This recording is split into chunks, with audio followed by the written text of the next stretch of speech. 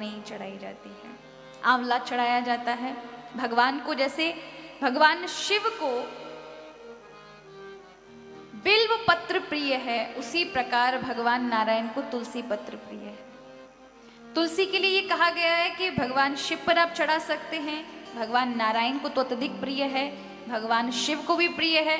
अन्य देवताओं पर भी तुलसी चढ़ाई जा सकती है, लेकिन गणेश भगवान पर भूल कर भी तुलसी ना चढ़ाएं। गंगा जल अगर ना भी मिले ना, अगर तुलसी का पत्र उसके मुख में पड़ गया तो उसे वैकुंठ ही मिलेगा, चाहे वो कितना भी बड़ा पापी क्यों ना हो। उसके मुख में जब उसके प्राण निकल रहे उसी समय कोई तुलसी पत्र डाल दे, और गंगा जल अगर मिल जाए तो सोने पर सुहागा है।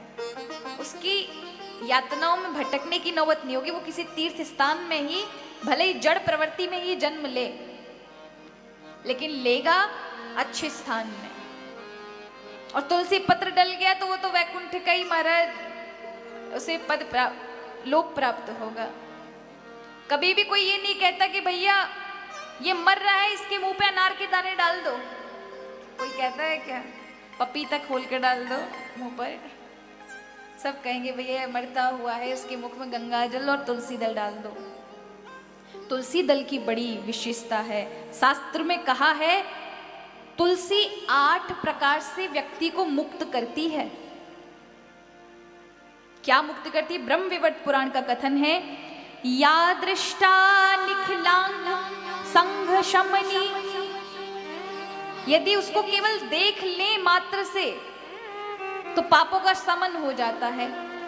स्पर्शा वपु पावनी, स्पर्श कर लिया तो शरीर को ही पावन कर देती है, पापों से मुक्त कर देती है। रोगाणाम भी वंदती निरशनी सिक्तांतक त्राशिनी, रोगों को निवारण करने वाली है। और यमराज का दर्शन भी नहीं होगा जिसके घर पर तुलसी है। इसलिए प्राय अपने घरों में तुलसी को लगाएं, तुलसी के वृक्ष लगाएं। जो तुलसी पर जल देते और जल से टपकने वाली जो बूंदें होती हैं, उनको यदि आपके हाथ में आ जाए और उनका स्पर्श यदि आपको हो जाता है, जल मिल जाता है, तो कहते समग्र पृथ्वी के तीर्थों का पुण्य और उन तीर्थों के चरणामृत पान करने का जो फल प्राप्त होता है, वो तुलसी से गिरने वाले जल जो आपको प्राप्त हो जाए उससे प्राप्त होता है। यदि कोई तुलसी की, जहां से तुलसी उत्पन्न हो रही है वहां जड़ से मिट्टी लेकर के और किसी मरते हुए व्यक्ति के माथे पर लगा दी जाए तो वह जब तक चाहे प्रभु की इच्छा से प्रभु के लोक को ही प्राप्त होता है। तुलसी की बड़ी महिमा है। प्रत्या सत्यमी धायिनी भगवत कृष्णस्य संक्षेपिता, यानी यदि कोई कृष्ण का प्रेम पाना चाहता है तो उसके लिए ये नियम है कि वह तुलसी धारण करना आरंभ कर दे। अपने गले में तुलसी पहने, तुलसी का चरणामृत प्रतिदिन ले, तो भगवान नारायण उस पर महाराज प्रसन्न हो जाती हैं। इसलिए कहा भी जाता है 8 पहर 64 घड़ी ठाकुर पे ठकुरानी चढ़ी। 2400 घंटे 8 पहर। अगर शालिग्राम के सिर पे से यदि किसी ने तुलसी हटा ली ना, तो शालिग्राम जी को माथों महाराज बहुत तेज दुख है, इसलिए उनको बड़ी प्रिय है। कोई यदि शालिग्राम के ऊपर तुलसी जी चढ़ा देता है, उसके जीवन में कभी दरिद्रता नहीं आती। कार्तिक मास, जब कार्तिक मास लगता है, कार्तिक मास में पूरे महीने यदि आप 108 1008 तुलसी के पत्र भगवान शालिग्राम पर चढ़ाते हैं, और वो भी अगर गोपाल सहस्त्र नाम, विष्णु सहस्त्र नाम के द्वारा चढ़ा दें, तो महाराज नारायण बड़े प्रसन्न हो जाते हैं। जो चाहो सो मिलता है। और यदि आपने संसार की चीजें नाम मांगकर हरि को मांग लिया ना, तो हरि भी मिल जाते हैं। ये ताकत तुलसी की है। भगवान लगाते हैं, वो श्लोक में आता है ना, सर्वांगे हरिचंदनम सुललितम कंठैच मुक्तावली। भगवान पूरे शरीर पर हरि चंदन लगाते हैं। अब आपने गोपी चंदन तो सुना ही होगा, पर ये हरी चंदन किसे कहते हैं? इस गोपी चंदन हरी चंदन में बहुत बड़ा अंतर है। गोपी चंदन वो है जो द्वारिका, जब हम द्वारिकाधीश जाते हैं गुजरात में, तो वहां से कुछ किलोमीटर की दूरी पर एक गोपी तालाब है, जहां भगवान को गोपियों ने स्नान कराया था, भगवान का चंदन धोया था, इसलिए वहां आज भी ये गोपी चंदन की खाने हैं। और हर गोपी चंदन के आपको सुदर्शन चक्र आदि का दर्शन होगा। उन गोपी चंदन हम जब गए थे तो बहुत सारा, जब द्वारिका की यात्रा थी, बहुत सारा चंदन लेकर आए। उस तालाब में से चंदन निकलता है, गोपी तालाब। वहां गोपियों ने भगवान श्री कृष्ण को स्नान कराया, उनका चंदन धोया है।